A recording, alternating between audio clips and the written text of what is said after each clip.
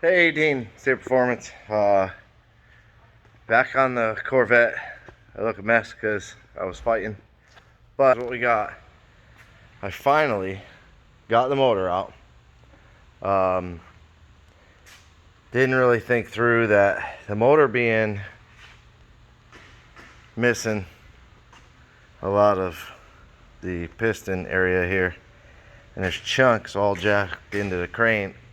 Oh, I can't even talk. The motor's basically locked up. So it makes it almost impossible to turn it over and get to these prop shaft bolts that mount it to the flywheel.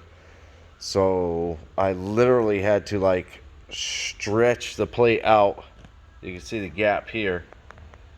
I had to unbolt it from the flywheel, but then there's the rivets here, 3 rivets that keep it from coming off the flywheel. So I literally had to like stretch it and kind of make a tool to go through the like inspection hole that you would normally take them off with and get to the top ones here, and then the side ones weren't as bad. The bottom ones were fairly easy, but I finally got it. I'm gonna shut this door because that glares vicious.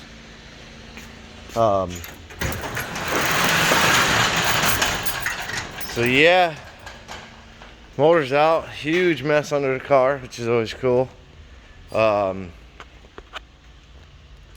Definitely does have the upgraded propeller shaft and bearings in it. There's a lot of upgrades on this car that make it, you know, a cool build. Unfortunately, the motor was left stock and probably not tuned 100% correct. I know he had said there was a couple lean spots in it, but I think this was more of just sheer abuse, because you can see the rod is still on the crank. Let me get a poker stick.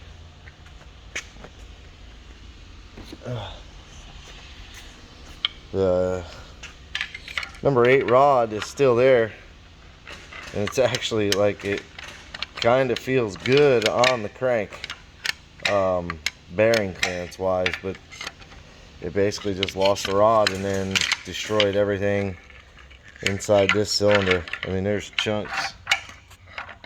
Piston right there. There's more piston over there. That's actually the bottom of the piston where the wrist pin is. That's the other half of it. So it either lost a piston or it lost a rod. I would assume it lost the rod first and then just decided to destroy the rest of it. And then it put a nice hole in the block,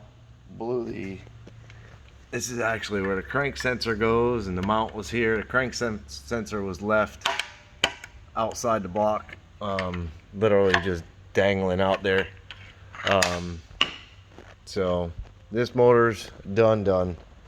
But I mean, that's pretty much it for now. I gotta get the rack back in place, and that's what I did. A lot of people are like, oh, you gotta drop subframe to clear the oil pan and blah blah blah blah blah, but I found it was easier to just undo the rack, pull it up and slide it forward. You got to take the ABS bracket off, but knock the tie rods off real quick, and that made more than enough room to slide the motor forward.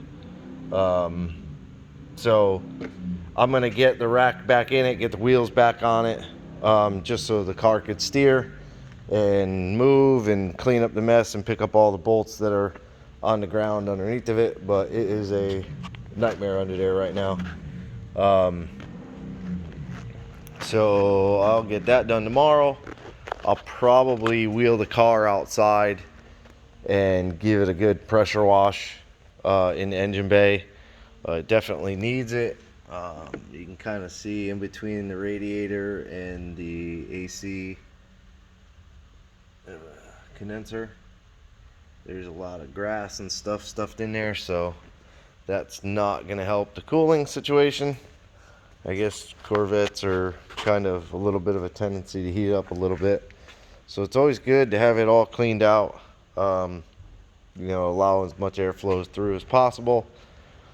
And we will hopefully in the next couple of weeks be stabbing this car back together, and then kind of working on my project, which is the Escalade with the Duramax motor, and then maybe my S10.